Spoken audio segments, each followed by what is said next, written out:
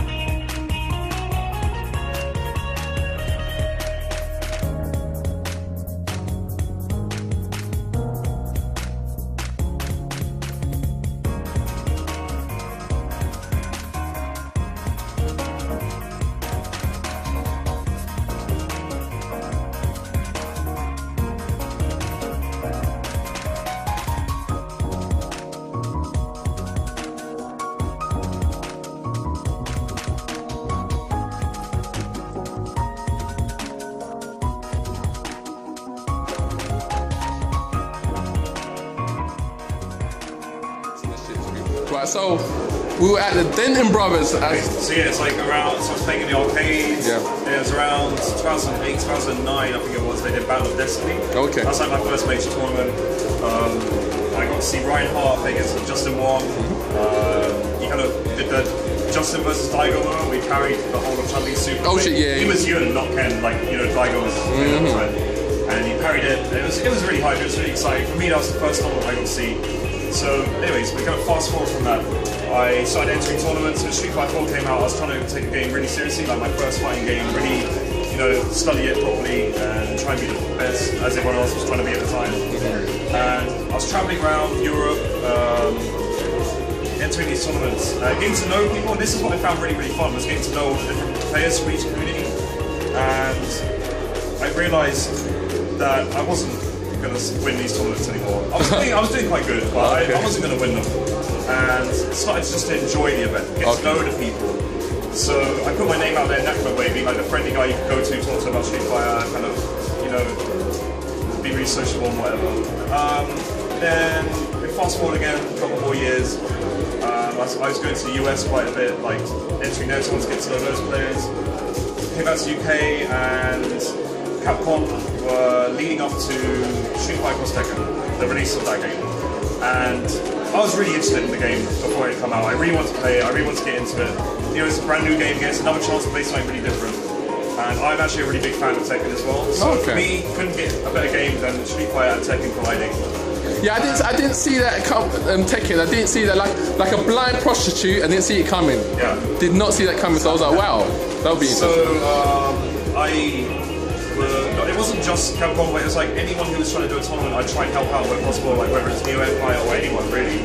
And so it seemed like natural transition to start helping Capcom at these, they do these Fight Club events, and I just felt like they didn't really, they had a guy called Leo Tan who was there at the time. He knew what he was doing, but you know, he wasn't going to be there forever. He had plans to move to another company. He actually moved to the US, and I wanted to help Capcom be like that kind of guy that you could go to kind of make sure the event was run with the fighting game community in mind.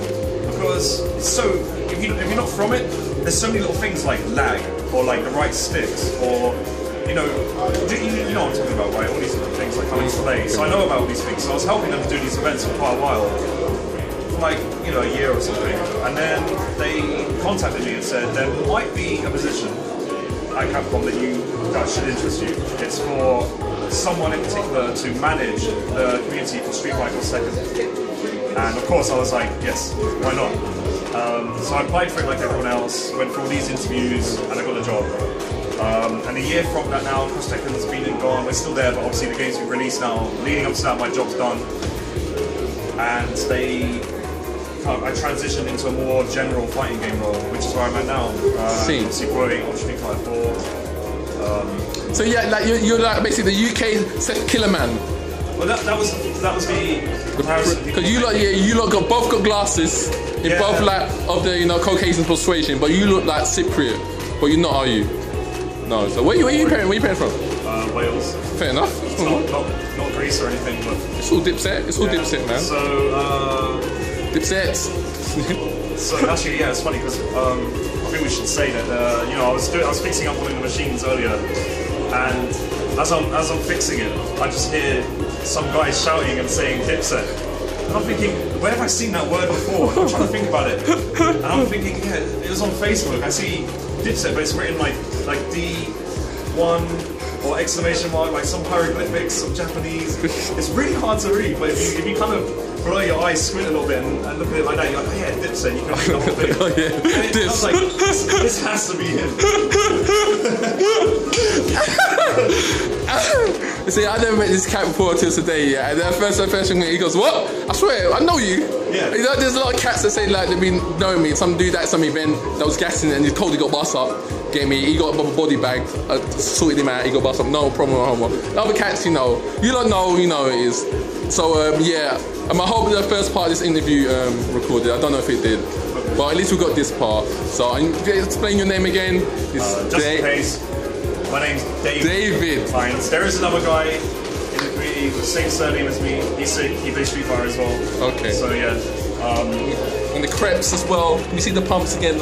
You see the pump? There's the caramel. Oh my, there's caramel. It gives me powers. Oh, there you go. To work at Catcon. Yeah. So last bit of information. If anybody wants to work for Catcon, what information is there? I know because everybody's like, it's no. not. I don't think it's about like a lot of people say like what course you study at university. Yeah. Like what qualifications do I need?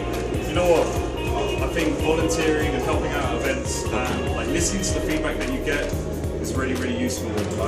I volunteered at events for a long time, and don't be too pushy. Like you can be too over enthusiastic and it can really put people off. Yeah. So just kind of be there, be cool, help out as much as you can. Like it doesn't have to be Capcom, it doesn't have to be Street Fighter, it can be any company, any kind of brand. There's something out there that you want to kind of represent.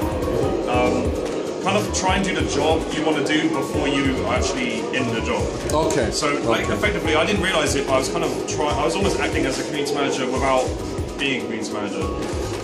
And it's a really fun job. You can kind of tailor it to your strengths. And yeah, basically turn what you enjoy doing into a career. That's what I'm trying to do at the moment. Fair enough. We'd like to pick up your event. Tell people quickly. I'm gonna put this on it's this weekend. I don't know if you're putting this video up tonight. No, if you've got time, it's going to be from obviously the whole of today, Friday, Saturday, and Sunday from 11 AM till midnight. Old Street Fighter 4. Yeah, come down to Hog. It's £10 for the day, but that's entry into this venue, which is actually an arcade. It's a running arcade. So it's not just. Spin there. Quickly. You got Ultra here, but also over the weekend you got a Super Turbo event. It's the 20th anniversary for Super Turbo. It's all about celebrating like one of the first fighting games that, for many, it's like still the reason why they're here now, still playing fighting games this very day. So come represent. Every man get bust up on Super. Yeah, Blatant, shut your mouth. I can't play Super Turbo. I know you can't. You get bust up. Alright, let's play.